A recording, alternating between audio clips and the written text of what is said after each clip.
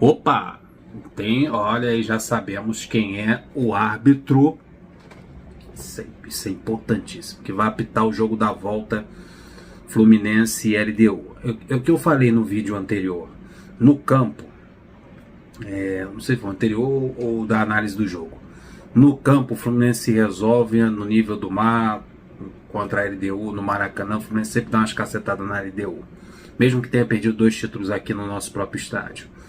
Mas aí é outro tipo de jogo do que aquele do jogo de ida, que aquilo ali é desumano pra mim, jogar com uma altitude de 2000 e cacetada.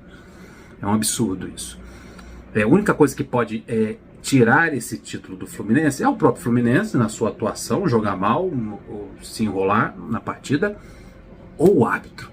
O árbitro é a peça fundamental para esse jogo da volta contra a LDU. Então é importantíssimo, a Conmebol já definiu o árbitro para quinta-feira que vem. A equipe de árbitros é argentina. A minha preocupação é saber se eles são torcedores do Boca. A gente não vai saber porque o árbitro não diz qual time que ele torce, mas antes de ser árbitro, ele foi torcedor. Então todos eles têm lá no coração guardado o time para que ele torce. Só espero que não seja torcedor do Boca e nem do River Plate, ou seja profissional o suficiente para não prejudicar o Fluminense, né? Porque o Fluminense criou uma certa rivalidade com os times do River e do Boca, eliminando o Boca, eliminando o River de Libertadores. Torço para que os argentinos que vão apitar, o argentino que é responsável pelo VAR e o árbitro que vai estar dentro de campo, eles sejam torcedores do Vélez Sarsfield. Aí vai ser legal. Então vamos lá. Conmebol definiu na noite de hoje, sexta para sábado, o árbitro da volta de Fluminense e LDU dia 29 no Maracanã. Apita o Facundo Telo. E o VAR vai ficar por conta do Mauro Vigiliano. Então Facundo Telo, argentino, vai apitar Fluminense e LDU no Maracanã. E quem vai comandar a equipe do VAR é um outro argentino, o Mauro Vigiliano. O Facundo Telo, que vai estar dentro de campo para esse jogo tão importante para a história do Fluminense, ele apitou apenas um jogo do Fluminense, que foi uma vitória por 3-1 em cima do Olímpia na pré-Libertadores de 2022. É bem recente o trabalho dele no jogo do Fluminense contra o Olímpia do Paraguai, e foi uma vitória que ele apitou, 3-1. Espero que ele apite mais uma vitória. Se for 3-1 tá bom, né? Com 2 gols de diferença, o Fluminense campeão. Então, argentinos apitando os jogos do Fluminense. Deu um friozinho na tua barriga aí, o Fluminense tem que fazer parte dele. E o árbitro ser o mais isento possível, né? Sem argentino prejudicando a gente, porque, se eu não me engano, aquele árbitro de 2008 era argentino também. Caraca. Vamos falar de Fla-Flu, mais de 47 mil ingressos vendidos para Flamengo e Fluminense, caminhando aí para 50, daqui a pouco os números vão atualizando.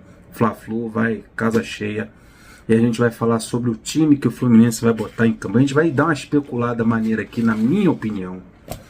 Eu queria muito que o Fluminense colocasse um time titular, colocasse o time titular para ganhar ritmo de jogo, botar os jogadores em atividade, mas eu acho que 3 ou 4 jogadores devem ser poupados para essa partida. 3 ou 4 jogadores. Eu vou falar para vocês aqui a minha escalação. Eu acho que esse time alternativo, esse time misto do Fluminense de titulares e de reservas para encarar o Flamengo, é um time forte, é um time muito capaz, mas tem que pensar, claro, no jogo de quinta-feira. Não tem como, tem determinados jogadores que não podem estar em campo. Por exemplo, um deles é o Marcelo, né? Tem gente já cravando aí que o Marcelo teve um problema no tendão, tá fora do Fla-Flu e é dúvida para o jogo de quinta do dia 29. Então Marcelo, esquece. O Marcelo não voltou bem de férias, né? Não voltou bem de férias. Então, provavelmente, quase certo, Fla-Flu, Marcelo fora, Diogo Barbosa vai jogar na lateral esquerda. Então vamos lá. O meu time, eu acho que o Fluminense vai entrar em campo da seguinte forma. O Fábio vai jogar, porque é goleiro, sentiu a altitude ou não, mas não tem que ficar correndo igual um maluco para lá e para cá, e sem oxigênio para respirar. O goleiro deve ser o Fábio. Na lateral direita, o Guga. Pelo que eu vi do jogo lá na LDU, o Guga foi um dos que menos sentiu, correu bastante, protegeu, fez cobertura, tentou apoiar quando foi possível. Acho que o Guga sentiu pouco. E o Samuel Xavier tá ainda no departamento médico. Na zaga, esse eu garanto que não vai jogar, que é o Felipe Melo. O Felipe Melo para mim tá fora. Já chegou no aeroporto fazendo críticas muito oportunas com a Ferge para esse Fla-Flu marcado no meio de duas finais, reclamou da Conmebol, da arbitragem. Felipe Melo espetacular, relações públicas do Fluminense, mandou muito bem no aeroporto e na coletiva também, mas em campo acho que ele não aguenta para esse Fla-Flu, vai ser poupado para o jogo do dia 29. Então quem deve jogar é o Antônio Carlos, para mim. O Thiago Santos foi outro que foi muito bem no primeiro jogo da final, espetacular ali, com cobertura, na bola aérea, no 1 contra 1, alguns erros de passe na saída de bola, ele muito pressionado também, né? A gente tem que dar um desconto, porque tinha 6 jogadores da LDU entrando na área do Fluminense, dificultando essa saída de bola. Mas Thiago Santos eu acho que pega o Flamengo. Não sentiu a altitude. Outro que não sentiu a altitude é o Diogo Barbosa. O Marcelo tá fora, o Diogo Barbosa deve ser mantido na lateral esquerda, ele correu pra caramba. O Grilo ali, o meu amigo, subiu, defendeu, fez esquimbete. Foi um dos melhores em campo. Os melhores em campo para mim, o Guga, o Thiago Santos e o Diogo Barbosa e o Arias lá na frente. Então o Diogo Barbosa deve jogar contra o Flamengo. Quem deve jogar para mim também é o André e o Martinelli, porque o André é privilegiado fisicamente, assim como também o Martinelli, correram o campo todo. Parece, né, vendo o jogo, o André e o Martinelli também foram um dos que menos sentiram a altitude. Então, e são garotos, são jovens, então eu acho que eles vão encarar o Flamengo também, sentiram pouco. Quem deve ser poupado é o Ganso deve ficar fora, aí que eu acho interessante, até para dar uma rodagem e dar uma observada, se é necessário dar uma observada num jogador tão espetacular como o Renato Augusto, para ver esse time, esse 4-3-3, com apenas o Renato Augusto na criação de jogadas, para ver se o time se encaixa melhor do que com o Ganso. Você aproveita, tira o Ganso do Fla-Flu, dá um descanso para ele. Ele precisa na altitude, ele mais de 30 cacetada. Você coloca o Renato Augusto para observar o time titular com o Renato Augusto no lugar do Ganso. Seria interessante no Fla-Flu o Renato Augusto no lugar dele. O Ganso, para mim, eu acho que vai ser poupado.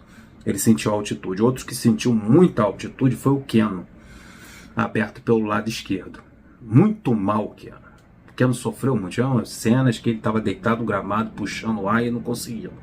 E também voltando de contusão, não está bem fisicamente, poupa ele no Flamengo, contra o Flamengo, para ele voltar firme e forte no jogo da volta contra a LDU. Aí entra o Douglas Costa.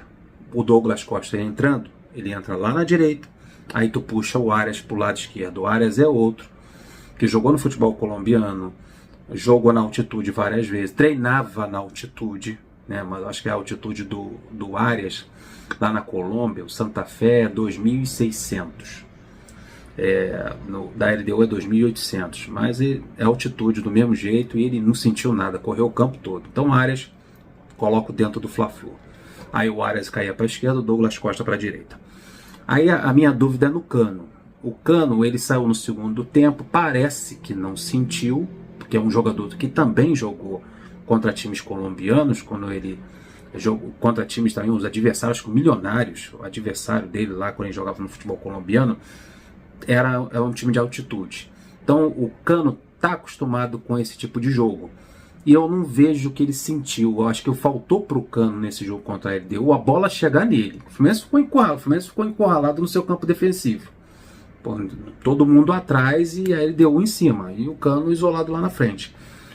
Se o Cano jogar, a movimentação é simples. Se o Cano jogar, o JK, ao invés do Douglas Costa, eu colocaria o JK. Daí formaria um ataque com Cano, centralizado, o JK de um lado e o Arias do outro, né? O Arias na direita, o JK na esquerda.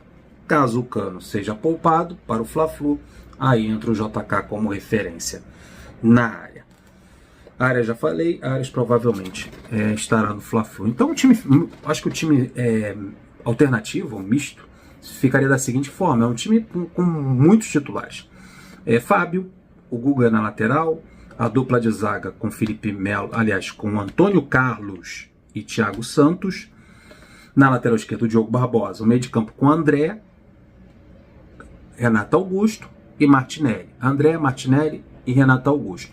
E no ataque, do lado direito o Douglas Costa, do lado esquerdo o Arias e o Cano como referência. Caso o Cano seja poupado, entra o JK. Simples. Esse seria o ataque para o Fla-Flu. É um time forte, é um time bom, é um time fruto do planejamento, das contratações, dos reforços para o Fluminense na temporada 2024. Os camaradas que chegaram agora também precisam estar em campo e mostrar o valor e mostrar que valeu a pena contratá-los.